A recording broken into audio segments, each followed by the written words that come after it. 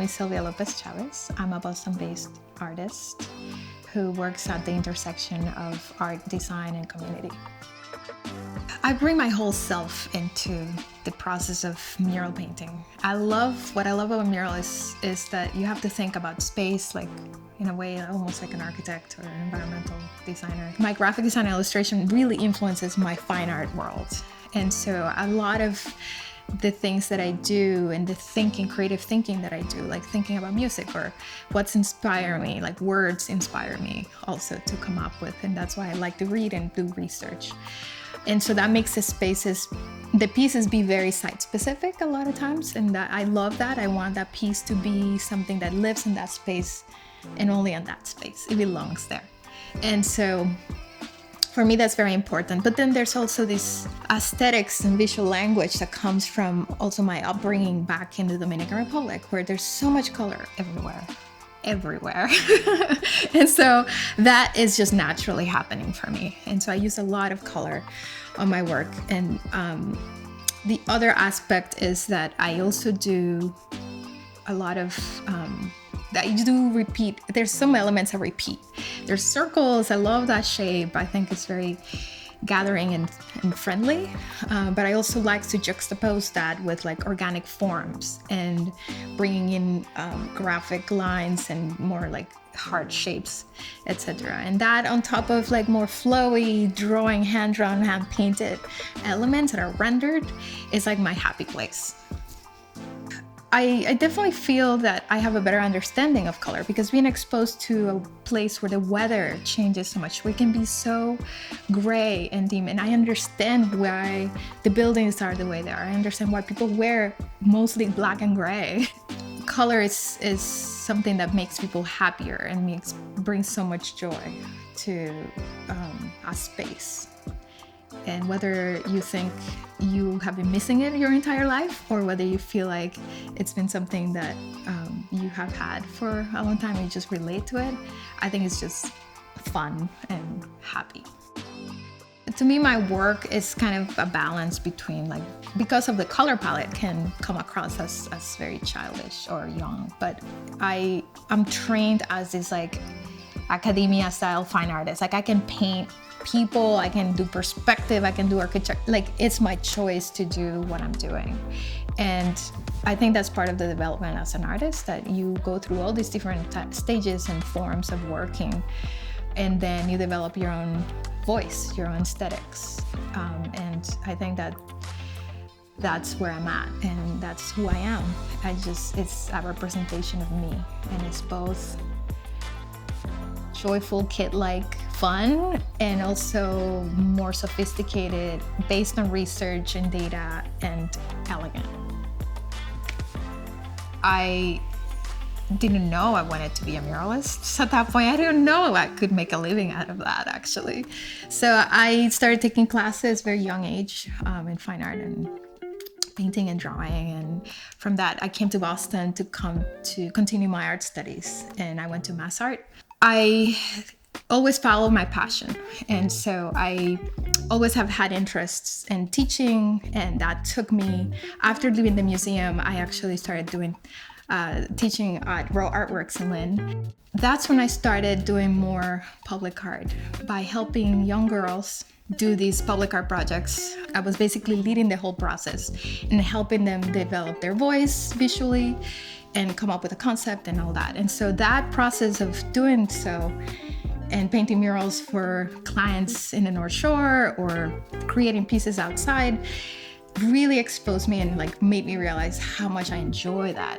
I had seen a lot of work on streets, murals, street art in general, but I had not like really started creating that. And for that particular case, I was facilitating the art making of others and helping others have their voice expressed through art. And it wasn't until later that I actually started getting some requests about me painting a mural for their office space or for whatever. And so I got this amazing opportunity actually through Now and There, which is when I actually got to meet and be with like closer to Kate, who now I share a space with studio-wise. And I had the opportunity to work together for this beautiful mural that happened on the Charles River Esplanade. And so that was my first mural in Boston. I was invited by Seawall's Artists for Oceans program, which is a program led by the Pine Seed Foundation. And they do a lot of global work around educating people about the environmental impacts on our oceans, both for us and for the animals. To me, the oceans have a very important place in my heart, growing up in an island. And then the environment obviously is something that not only climate change, but also being able to contribute positively in education. This piece actually was created with the idea of being able to bring together some of the histories of East Boston and also raise awareness around the climate change experiences in the areas that are so vulnerable. I wanted this woman to be at the center of the piece, and she actually is this friend who's native. It's had this mixes, so she represents like the past, the present, the future in a lot of ways. And she's surrounded by water. She's almost like overwhelmed by water, really, really up to her face. But yet you see her in this situation, and yet she's calm, she's collected, and she's doing something about it. So her hands actually, one is caring for the North Atlantic whale, which is endangered here in the northeast. And then on the other hand, she has this like net of seaweed and trash kind of being pulled, like plastic debris floating. And there's this action that she's taking that is empowering, which is what I want ultimately to communicate to people. That is, climate change is real, it's happening, it's affecting the most vulnerable. But yet there's something we can do about it, and we can take action. So this is kind of what she represents to me.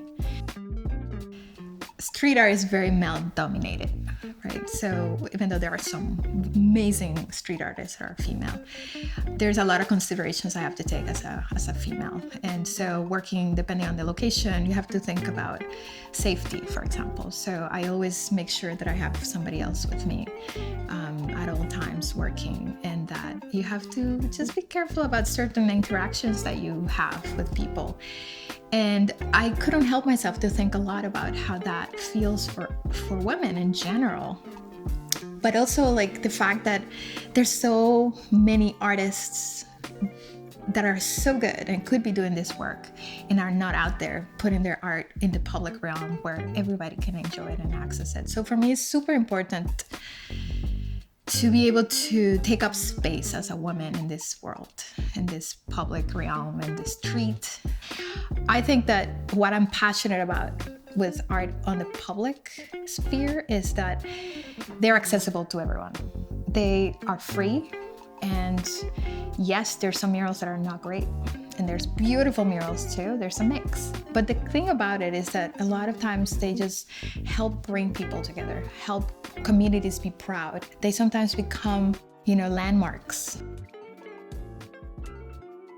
The thing about COVID is that we eventually learned that if you're outside, it's okay. When museums, galleries, like all the access to art has been shut down, right? The role of public art has taken such a much bigger stage because it's outside. People can see it, can experience it. And I can't tell you how many times people will tell me like, oh my God, I go by this mural at the Broadway station, or at the Esplanade all the time. And I can't tell you how much joy it brings me to see color, to see this beautiful art as I run, as I walk. And especially now when we have no access to art in general. So arts outdoors have become such a relief for people.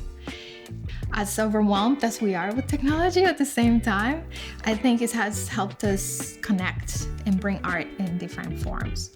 So public art for me has increased, I believe, very much because it's something that is super accessible to people in general. I think the future is certainly changing to become more public. Whether it's a museum or a gallery, the ways that we're thinking through art and engaging people with art in general has to change, because what this has showed us is that people are ready for it and may need it. So how can we make it more accessible? Even a museum, right? Being indoors, being a place where people have to go to, enter a doorway, pay a fee, how can those barriers break down so more people can access it? Because I think that what we realize is that art can help us through so many ways, through processing fear, through processing loss, through processing also and celebrating and having joy and happiness in moments, which art always has done that for so many.